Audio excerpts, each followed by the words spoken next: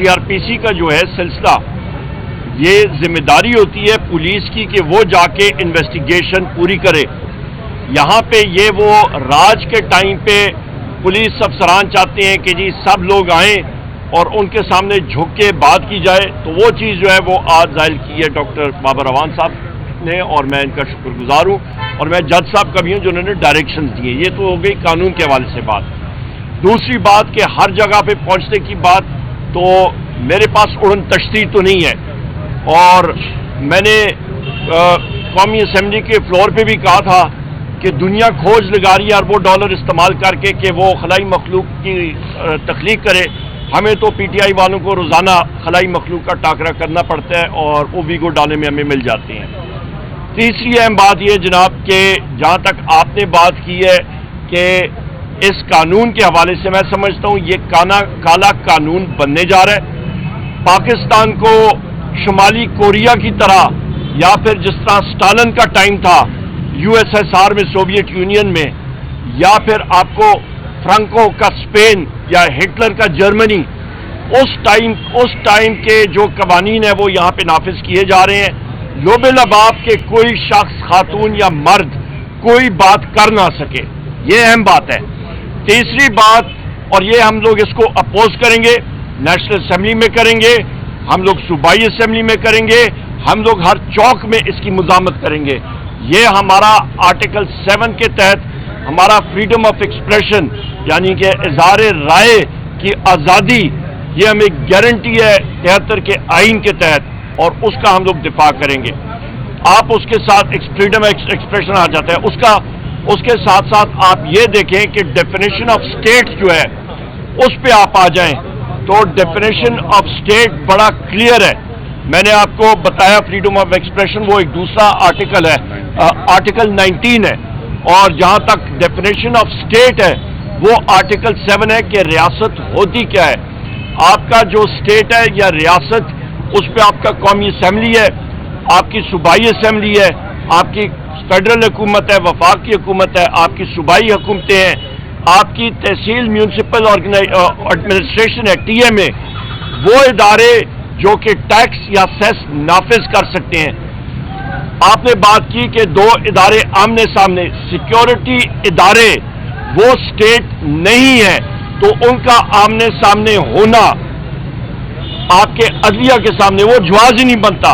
عدلیہ ادارہ ہے، سیکیورٹی ادارے اسٹیٹ یا کہ آپ کے جو ریاست ہے اس کا ایک مطلب آپ سمجھے ٹول ہے، اس کے اوزار ہیں. تو آمنے سامنے جو ہے وہ ماتحت چیز، وہ اوپر سپیریئر باڈی کے ساتھ آمنا سامنا ٹکراؤ نہیں کر سکتی ہے آئین اور قانون کے مطابق. بہت شکریہ. سر یہ بتا دیجیے کہ پچھلے دنوں جب آپ نے قومی اسمبلی میں خطاب کیا تو خواجہ آصف صاحب نے آپ کو اپوز کیا آپ کی زیادہ کے حوالے سے. آپ نے تھرو آؤٹ اپنے پولیٹیکل کریئر میں کبھی بھی ایوب خان صاحب کو ڈسون نہیں کیا ان کے ماشاء اللہ. کیا آپ سمجھتے ہیں کہ انہوں نے ماشاء اللہ لگا کر اس ملک کی جمہوریت کو نقصان پہنچایا تھا؟ دیکھیں، دو باتیں ہیں. پہلے تو جو کہنے والا ہے اس سے آپ سوال کریں کہ نواز شریف جنرل ضیاء الحق کا تیسرا بیٹا کہلاتا ہے.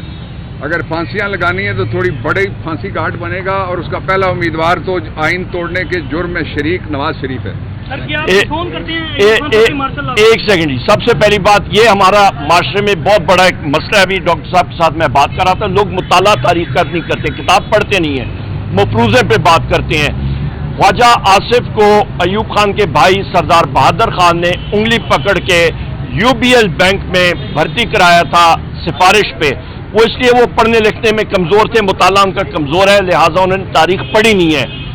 مارشل لا لگایا تھا، مارشل لا پروکلیمیشن آپ پڑھ لیں، وہ لگایا تھا پریزیڈنٹ سکندر مرزا صاحب نے. باقی جو چیزیں ہیں جہاں پہ ان کے والد صاحب خواجہ صفدر صاحب کا وہ اس دنیا میں نہیں رہے، میرے پاس بہت سارا مٹیریل ہے. وہ جنرل ضیاء صاحب کے اسپیکر تھے مجلس شورا کے، پر اس دنیا میں رہے نہیں، تو اس کے بارے میں یہاں پہ اس فورم پہ بات نہیں کروں گا، قومی اسمبلی میں ضرور بات کروں گا. دیکھیں، جو اس وقت پنجاب کی حکومت ہے اور وزیر اعلیٰ ہے، وہ دونوں توہین عدالت کر رہے ہیں. اور توہین عدالت وہ ایک مقدمے میں نہیں کر رہے جس میں انہوں نے ATC کے اندر اسپیشل ججز لگانے، بلکہ اس کے ساتھ ساتھ وہ توہین عدالت دو اور کیسز میں بھی کر رہے ہیں. ایک کیس یہ ہے کہ انہوں نے جو الیکشن کمیشن کے جو 9 مئی والے دھاندلی والے انتخابات تھے ان کے خلاف جتنی بھی پٹیشنز آئی ہوئی ہیں ان کو سننے کے لیے یہ ایکسکلوسیولی سوللی اختیار ہے ہائی کورٹ کے چیف جسٹس کا کہ وہ بینچ دیں گے کہ فلاں جج صاحب فلاں علاقے کے لیے میں نے نامزد کیے ہیں. الیکشن کمیشن کے پاس کوئی ایسا اختیار نہیں ہے.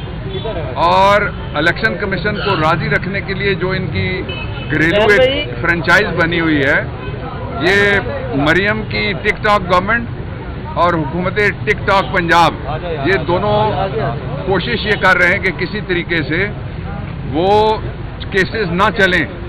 جو الیکشن 2 ہوئے تھے 8 مئی کا ہم نے جیتا، 9 مئی کا فارم 47 والے ان کو یہ بچانے کے لیے کر رہی ہے گورنمنٹ آف پنجاب. جو بڑی توہین عدالت ہے وہ اور توہین آئین ہے وہ کل ہوئی ہے. جو مڈ نائٹ جیکالز آدھی رات کے گیدڑوں کی طرح سے جو پنجاب والوں نے جو آپ کا گلا گھونٹنے کے لیے، صحافیوں کو پکڑنے کے لیے، بلاگرز ان کو پکڑنے کے لیے جو انہوں نے قانون بنایا ہے، وہ قانون چلے گا نہیں. اس قانون کو عدالت میں بھی چیلنج کیا جائے گا آن دی ٹچ سٹون آف 2 کیسز.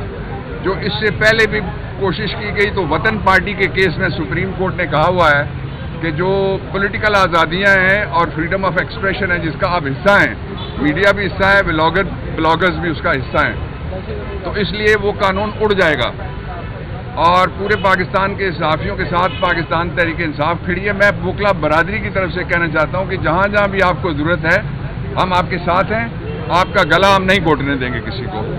اور یہ جو کیسز تھے، آج پہلی دفعہ میں نے قانونی پروویژنز اندر بتائی ہیں جج صاحب کو اور ایگری کیا ہے پروسیکیوٹر نے بھی ان کے ساتھ.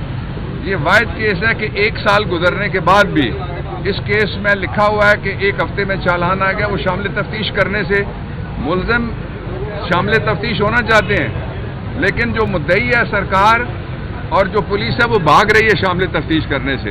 تو آج انہوں نے کہا کہ اس کا طریقہ کار جو ہے وہ طے کریں. دونوں طرف کے جو وکلا ہیں، یہ جج صاحب نے ریمارکس دیے ہیں. اور آخری بات یہ ہے کہ 29 جون کو یہ تاریخ ہوئی ہے. یہ کیسز نہیں ہے بالکل بھی، یہ ایک سیاسی ایجنڈا ہے. جب یہ پڑھے جائیں گے، میں نے اندر ایک صرف عمر ایوب کی میں نے مثال دی ہے کہ یہ ایک ہی وقت میں ہزارہ میں موجود تھے، ایک ہی وقت میں یہ پنڈی ڈویژن میں موجود تھے، یہ سرگودا ڈویژن میں تھے، فیصل آباد ڈویژن میں تھے، لاہور ڈویژن میں تھے اور پورے پاکستان میں تھے. تو یہ کیسز مذاق ہے کیسز کا. اصل کیسز ہیں 2 جن کو فوراً کھلنا چاہیے. ایک دبئی لیکس کو کھلنا چاہیے، اس کے لیے عاملہ 2010 قانون ہے، اینٹی منی لانڈرنگ ایکٹ 2020 وہ قانون ہے، اس کے نیچے وہ کھل سکتا ہے. اور اس کے اوپر جو اسٹیٹ بینک آف پاکستان ہے اس نے اپنے باقاعدہ رولز بنائے ہوئے ہیں. ایک اور دوسرا کیس کھلنا چاہیے جو کیڑے والی گندم تھی، جو بارود والی گندم تھی اور جو بدبو والی گندم تھی، اس کے اوپر نواز شریف کی تصویر لگا کے جو آٹا لگایا گیا اس میں شہباز نواز دونوں بڑے ملزم ہیں. اچھا سر، یہ بتائیے گا بتایا یہ جا رہا ہے کہ اسٹیبلشمنٹ اور عدلیہ آمنے سامنے کے حوالے سے کتنی صداقت ہے اس بات؟ دیکھیں، عدلیہ کے سامنے کوئی بھی نہیں ٹھہر سکتا، اس لیے کہ عدلیہ کا کام ایکسکلوسیولی لوگوں کے حقوق کی اور آئین کی پاسداری کرنا ہے. اور ہم عدلیہ کا جو آئین کی پاسداری اور بنیادی حقوق کا تحفظ ہے، وہ ان کی جو ڈرائیو ہے ہم اس کی پوری طرح سے اس کا ساتھ دیں گے. وکیل برادری بھی ساتھ دے گی اور پاکستان تحریک انصاف بھی ساتھ دے گی.